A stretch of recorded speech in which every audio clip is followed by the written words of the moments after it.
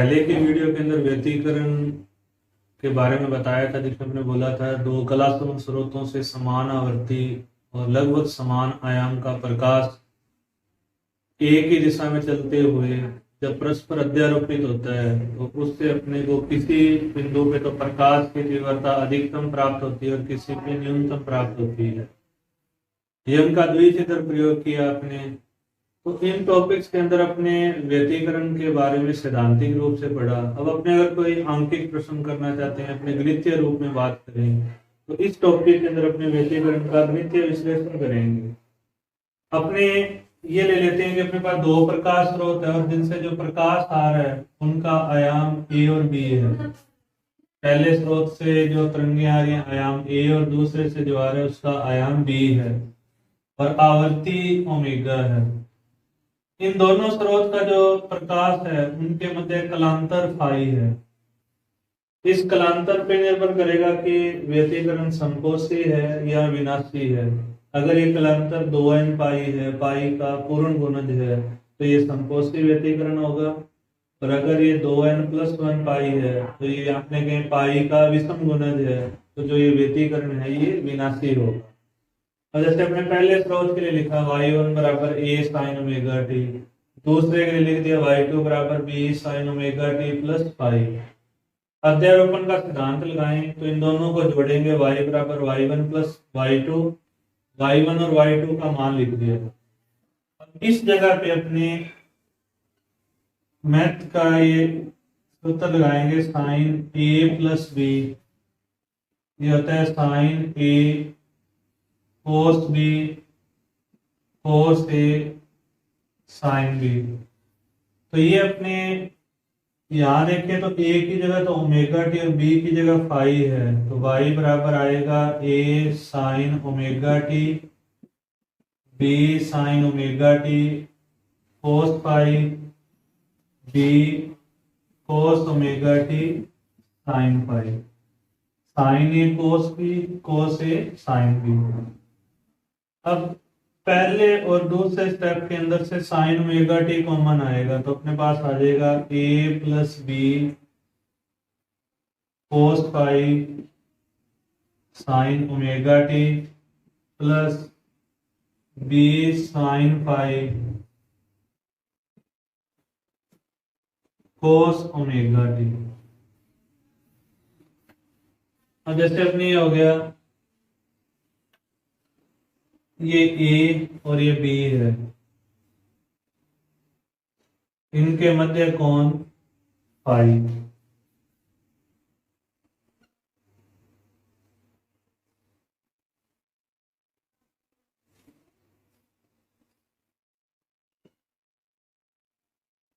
ये समानांतर चतुर्भुज का निर्माण किया, ये अपनी भुजा B होगी और ये A, ये इनका परिणामी है R, जो ए से थीटा कोण बना रहा है।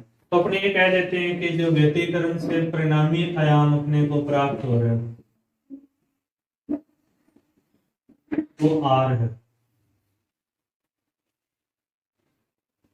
इस रेखा को आगे की ओर बढ़ाएं और इस बिंदु से इसके ऊपर लंब आरोपित करें। अगर अपने गौर करें ये कोण अपने पास फाई है, तो सॉरी ये कोण थीटा है, तो आर का थीटा की ओर जो घटक है वो आएगा आर कोस थीटा। ये आर के लिए उधर घटक है तो ये अपने पास आएगा आर साइन थीटा। यहाँ कौन फाई है, ये कौन भी फाई होगा, तो बी का इधर घटक आ जाएगा बी कोस फाई और इस ओर आ जाएगा अपने पास बी साइन फाई। तो अगर अपने चित्र से देखें तो जो ए और बी कोस फाई का योग है वो आर कोस थीटा के बराबर होगा। तो अपने ए प्लस बी कोस फाई इसको लिखेंगे आर कोस थीटा, और जो आर साइन थीटा है और बी साइन फाई है ये इधर है अपने, ये दोनों बराबर होंगे। तो बी साइन फाई इसको लिखेंगे आर साइन थीटा।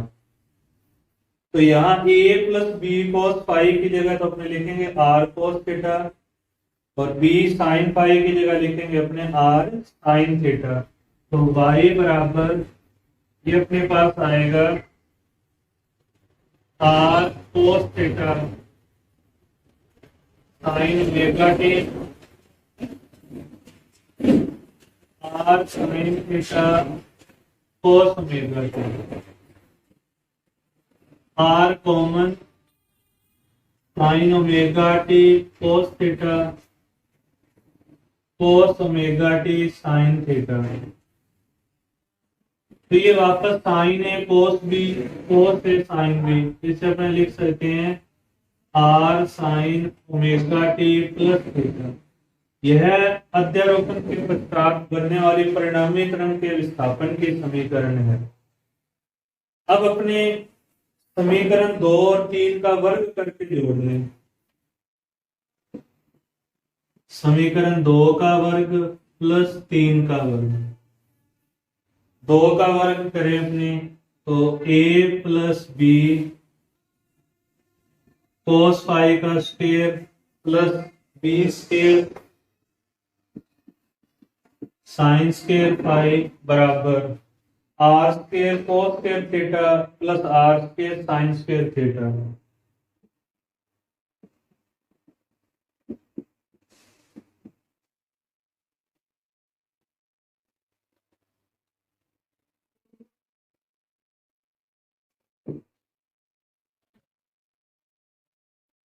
अब उसमें से आर स्क्वायर कॉमन आएगा,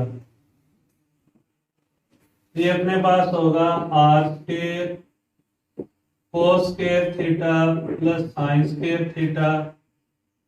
यहाँ अपने a प्लस बी का होल स्क्वायर वाला सूत्र लगाएं तो a square b square cos square phi 2ab cos phi plus B square sine square phi. Cos square plus sine square 1 होगा, तो आर स्क्वायर बराबर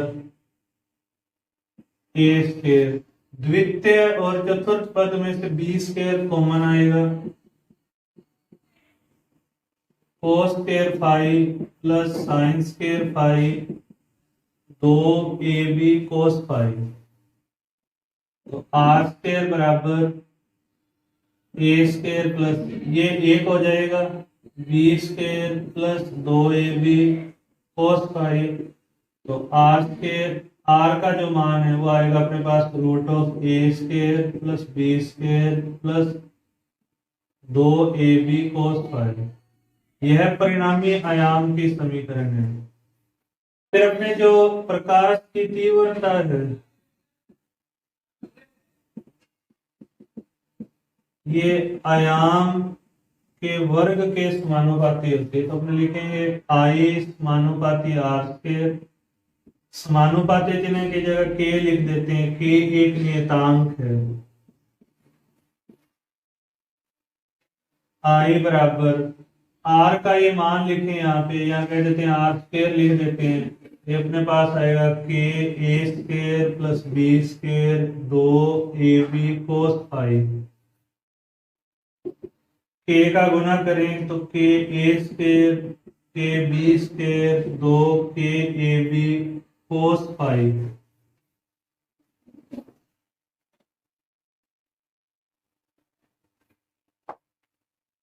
आयाम आया, आयाम का वर्ग तीव्रता के बराबर है। आयाम का आपने मान लिख दिया तो ये स्टेप आ गया के ए square plus k B square plus 2kb cos phi. इस चीज को अपने थोड़ा इस तरह लिख देते हैं, आई बराबर के ए square K B square 2 root के ए रूट के बी कोस फाई। मैंने जो के था इससे रूट के गुना रूट के लिख दिया। अब अपने इस सूत्र के आधार पे लिखें, ये तो कुल है। अब जैसे पहला स्रोत है उसका आयाम ए है, उसकी तीव्रता I1 ले लेते हैं तो वो होगी के ए स्क्वायर। दूसरे के लिए लिखते हैं तो के बी स्क्वायर, इसका वर्गमूल करें तो रूट I1 रूट के ए, इसका वर्गमूल करें तो रूट I2 रूट के बी। अब ये मान इस सूत्र में लिखें तो आई का मान आएगा I1 plus I2 2 under root I1 I2 cos phi. ये परिणामी तीव्रता के समीकरण है। अब अपने समीकरण 4 और 5 पर समपोष्टि और विनाशी व्यतिकरण की स्थितियां लेंगे। अधिकतम आयाम, अधिकतम तीव्रता, अधिक न्यूनतम आयाम और न्यूनतम तीव्रता का मान ज्ञात करेंगे। अभी अपने व्यतिकरण के अंदर परिणामी आयाम और परिणामी तीव्रता का मान ज्ञात किया था। अब इनके अपने समपोष्टि और विनाशी व्यतिकरण की स्थिति लगाएंगे, अधिकतम और न्यूनतम आयाम का मान ज्ञात करेंगे या अधिकतम और न्यूनतम तीव्रता ज्ञात करेंगे। जैसे समपोष्टि व्यतिकरण है, इसमें जो कलांतर है वो 2n पाई, या कह सकते हैं पाई का समगुणज है अपने। तो इसका मतलब अपने कह सकते हैं कि 0 है, 2 पाई, 4 पाई ये अपने मान है। इस स्थिति में जो कोस पाई है, यहाँ अपने कहे कोस 2n पाई है, इसका मान +1 होता है। 0 2 4 6 पाई 8 पाई, इस स्थिति में कोस का मान +1 आता है। तो समीकरण 1 से अब आयाम और तीव्रता का समपोष्टि व्यतिकरण के अंदर जो मान है वो अधिकतम प्राप्त होता है। तो अपने लिख देते हैं आर मैक्सिमम, समीकरण 4 से लें तो r maximum a square b square 2ab गुना 1, ये अपने बन जाएगा a प्लस बी का होल स्क्वायर। तो आर मैक्सिमम का मान अपने पास a प्लस बी आएगा। फिर अपने लेते हैं समीकरण तीव्रता लें प्रकाश की, तो I बराबर अपने लिखते हैं के आर स्क्वायर। तो I का मान अधिकतम है, R अधिकतम है अपने, ये मान यहां लिख दें तो I मैक्सिमम का मान के a प्लस बी का होल स्क्वायर आ जाएगा। फिर समीकरण 5 से इससे लें अपने, तो I बराबर I1 plus I2 2 under root I1 I2 गुना 1। तो जो ये I का मान है ये भी अपने अधिकतम है, तो I maximum I1 plus I2 2 root I1 I2। हम मान लेते हैं अपने दो स्रोत की तीव्रता I1 और I2 थी, तो कुल तीव्रता I1 प्लस I2 होगी व्यतिकरण के बिना। अगर व्यतिकरण हो रहा है, समपोष्टि व्यतिकरण हो रहा है, तो जो कुल तीव्रता है वो I1 प्लस I2 से 2 अंडर रूट I1 I2 ज्यादा आएगी। फिर अपने द्वितीय स्थिति लेते हैं विनाशी व्यतिकरण की।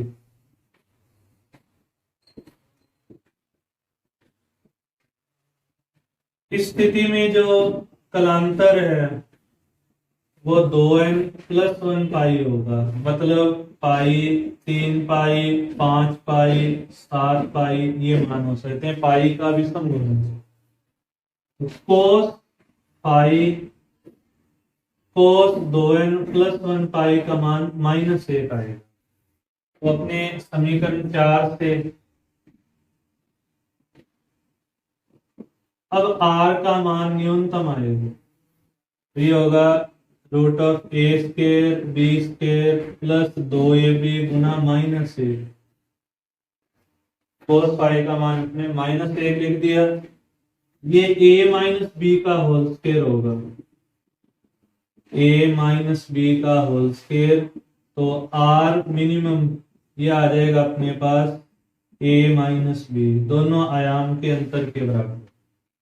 तीव्रता लें, आयाम के वर्ग के समानुपाती लेते हैं। आर मिनिमम का मान लिखें यहाँ पे, ये आ जाएगा a माइनस बी का होल स्क्वायर। या अपने समीकरण 5 से ले तो I मिनिमम ये आएगा k I1 plus I2 minus 2 root I1 I2। तो वही चीज अगर बिना व्यतिकरण के तीव्रता I1 प्लस I2 थी, विनाशी व्यतिकरण हुआ तो जो तीव्रता है वो 2 अंडर रूट I1 I2 कम हो जाएगी। संपोष्टि में 2 अंडर रूट I1 I2 ज्यादा होती है। इस कारण व्यतिकरण के अंदर ऊर्जा संरक्षण का सिद्धांत मान्य होता है। तो जब इसकी अपनी परिभाषा लिखते हैं तो ये लिखते हैं ऊर्जा के पुनर्वितरण की घटना को अपने क्या बोलते हैं, व्यतिकरण कहते हैं। फिर इसमें अपनी स्थिति ले लें, दोनों आयाम बराबर हैं। अगर संपोष्टि व्यतिकरण है